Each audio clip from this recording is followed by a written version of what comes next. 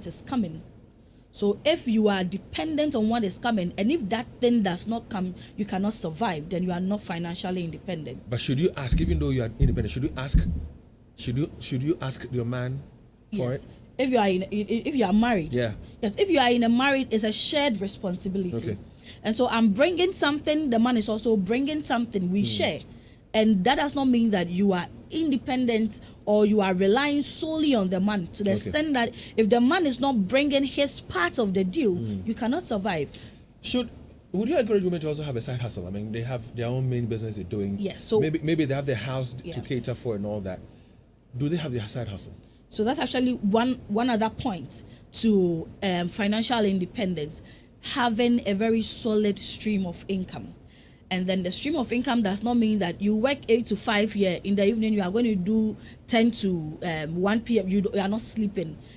A lot of women are having multiple streams of income, and that is one way to go. You cannot earn all the money you want maybe from one source.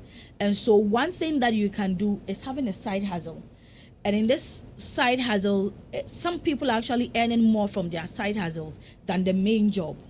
And so for a woman, I would want you to really look at skills that you have that you can actually commercialize. Example. So example, there are people who grew up growing up, they had sewing machines at home. They know how to sew, they know how to do little patches here and there.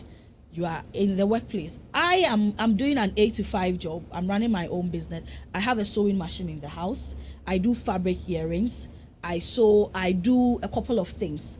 And these fabric earrings, I'm able to export some of them, and it's getting me a lot of money. Okay. There are other contracts I have with other agencies that sometimes give me more money than the 8 to 5 job I'm doing. And I am still able to do all of that in that time frame. So you can look into yourself. Is there an extra skill I have? Some people know how to talk very well. So how can you work with that gift you have? By just talking, doing voiceovers. I mean, being in the media space, whatever, presenting is something that you can earn money from. If the man in your life is unwilling to support you grow, and yet you have that desire, you yearn to grow, but the man says, oh, you're the woman, you ought to take care of the home, you ought to do this, you ought to do that. How do you handle that bit? How do you manage that bit? What do you say to the man? How do you convince him to have your back? So everything starts from the relationship stage. And if you're a young woman listening to me, everything starts from the relationship stage. You must know the kind of man you want to marry. And this financial independence, we need it right before we even get into the marriage. And it has to start right from class 1. Our parents have to teach us how to save, how to invest. You should save. When you're able to accumulate a lot of savings, your parents should invest it for you. And so when you get to a point in time, you know that I need this kind of man, a man that is not intimidated by my success, a man who is not intimidated by my financial freedom. I mean, if you are a man and you have a woman who can handle things, you are not around, you've traveled and she's paying the bills, she's doing everything. Are you not happy? Are you not fulfilled? Do women manage it well enough? Do they rub it in? Because that's one fear that men have.